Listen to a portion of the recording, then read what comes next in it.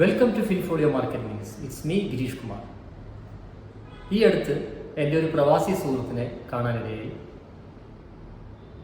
അദ്ദേഹത്തിൻ്റെ സംശയം എന്തായിരുന്നു എന്ന് വെച്ചാൽ, ഇന്ത്യൻ മ്യൂച്വൽ ഫണ്ടുകളിൽ ശരിയത്ത് അടിസ്ഥാനമായിട്ട് ഇൻവെസ്റ്റ് ചെയ്യുന്ന ഫണ്ടുകളുണ്ടോ എന്നുള്ളതായിരുന്നു. ഇത് മിക്കവാറും എല്ലാ പ്രവാസി സുഹൃത്തുക്കൾക്കും ഈ ഒരു സംശയം ഉണ്ടാവും. ഇന്ത്യൻ ഓഹരി വിപണിയിൽ മദ്യം, പുകയില, മയക്കുമരുന്ന്, ബാങ്ക് പലിശ, നിഷിദ്ധമായ ഭക്ഷണ പദാർത്ഥങ്ങൾ എന്നിവയുമായി ബന്ധപ്പെടുന്ന കമ്പനികളെ ഒഴിവാക്കിക്കൊണ്ട് തികച്ചും എത്തിക്കൽ ബിസിനസ് നടത്തുന്ന ഷെയറുകളിൽ, ഇന്ത്യൻ ഓഹരികളിൽ ഇൻവെസ്റ്റ് ചെയ്യുന്ന 2 ഫണ്ടുകൾ നമ്മൾക്ക് ഇപ്പോൾ വിപണിയിൽ ലഭ്യമാണ്. ആദ്യത്തെ ഫണ്ട് ടാറ്റ എത്തിക്കൽ ഫണ്ടാണ്. ടാറ്റ എത്തിക്കൽ ഫണ്ട് ലോഞ്ച് ചെയ്തിരിക്കുന്നത് 1996. ഇതിൻ്റെ ഒരു യൂണിറ്റിൻ്റെ വില എന്ന് പറയുന്നത് 10 രൂപയായിരുന്നു.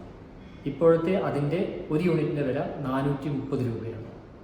കഴിഞ്ഞ ഒരു വർഷം കൊണ്ട് ഏകദേശം 32.3% റിട്ടേണാണ് ഈ ഒരു ഫണ്ടിൽ ഉണ്ടായിരുന്നത്. 96 മുതൽ ഇന്ന് വരെ നോക്കുകയാണെങ്കിൽ ആവറേജ് 14.78% അവരുടെ ആനുവലൈസ്ഡ് റിട്ടേൺ. രണ്ടാമത്തെ ഫണ്ട് ടോറസ് എത്തിക്കൽ ഫണ്ടാണ്. ടോറസ് എത്തിക്കൽ ഫണ്ട് ലോഞ്ച് ചെയ്തിരിക്കുന്നത് 2009. ലോഞ്ച് ചെയ്യുന്ന സമയത്ത് അതിൻ്റെ നെറ്റ് അസറ്റ് വാല്യൂ എന്ന് പറയുന്നത് 10 രൂപയായിരുന്നു.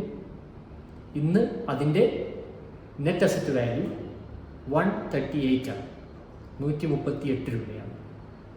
കഴിഞ്ഞൊരു വർഷം കൊണ്ട് ഏകദേശം 38% അതിൻ്റെ റിട്ടേൺ ഉണ്ടായിട്ടുള്ളത്. തുടർച്ചയായി 2009 മുതൽ ഇന്ന് വരെ നോക്കുകയാണെങ്കിൽ അതിന് 18.57% റിട്ടേൺ.